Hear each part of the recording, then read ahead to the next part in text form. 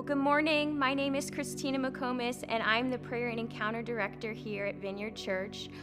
What you may know or you may not know is that we have a soul care ministry here called Sozo. And, in the Sozo ministry, I see people receive healing for all sorts of things. Sometimes they're small things, and sometimes they're really big things, all the way back to even trauma that they had in their childhood that God gives them freedom from.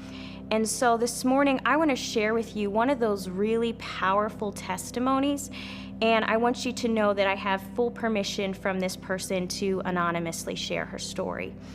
You see, we had this woman come in for sozo. She was in her mid-30s, and as we listened to her and talked with her and heard a little bit about her, it became evident that she needed healing in her relationship with her father. You see, she had competed competitively for gymnastics for 10 years, and she averaged about 10 meets per season. That was nearly 100 different meets that she had, and her father hadn't been to a single one of those. This really left her feeling like, why am I not good enough? And fed into this inferiority complex that she felt that she had been carrying even all the way into her adulthood. And it also led her not only to feel those things about herself, but it also trickled over into her relationship with God, where she wondered, does God really love me? Is he really emotionally available for me and there for me? And so this woman was at this place, and there's this story in Matthew 18 where it talks about the unmerciful servant.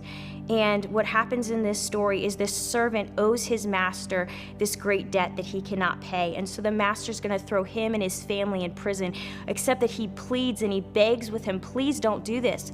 And so the master forgives this great debt. But then this servant goes out and he finds one of his peers, one of his fellow servants. And this fellow servant owes him money. And now he wants that payment back, and he won't forgive. And he has that person thrown in prison. Well, word goes all the way back to the master, and the master's very upset by this. And so he has that servant thrown in prison where he's tortured. And Jesus says, this is what will happen when you do not forgive from your heart. And so we know that forgiveness is such a powerful, powerful key to our healing.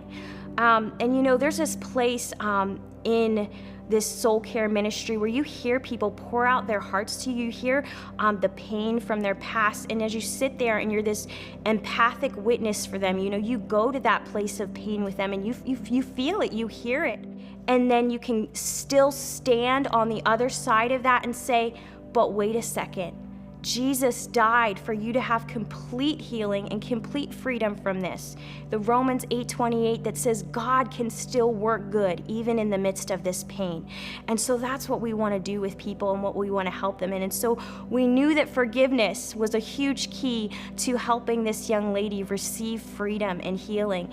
And so as we talked about this story with her, we explained to her, we said forgiveness doesn't mean that it's okay. It doesn't mean that you just shrug off what happened to you, but it's you saying, you know what, I choose to release this person to God, because on one end, he's a merciful God, and on the other end, he's a just God, and he has my back, and I'm going to release that person to him. And so she did. She chose to release to God, her Father. And then after that, we had her ask him some questions. We had her close her eyes and say, Father God, how do you see me? What do you think of me? And I'll remember she was sitting there, she had her eyes closed, and as she opened her eyes, she said, I saw a bouquet of flowers, but she was confused by this. She didn't understand what she was seeing. And so why don't we go back to that place, and why don't you finish seeing what God has for you? And so she closed her eyes again, and what she saw was herself at her gymnastics meets. And she looked up, and Father God was in the stands with flowers for her. And what she knew in her heart was that God was telling her that he had been there at each and every one of her meets, that he was proud of her, that he was emotionally available for her. And if the story just ended there, that'd be a pretty cool testimony. But as it turns out, 2 weeks later, her father reached out to her and said, hey, I'd like to go to lunch with you. So they went out to lunch together, and as they sat across from each other, he asked her forgiveness without her prompting or saying anything for him not attending any of her gymnastics meets growing up. And so as she wrote her testimony out to us and was willing to share this piece of her story with us, she said, now I know that Father God is proud of me. He's emotionally available to me. He not only loves me, but he also loves my dad. And so, stories like these, they really encourage us and build our faith as to what God can do in our lives, in our hearts as we submit to him.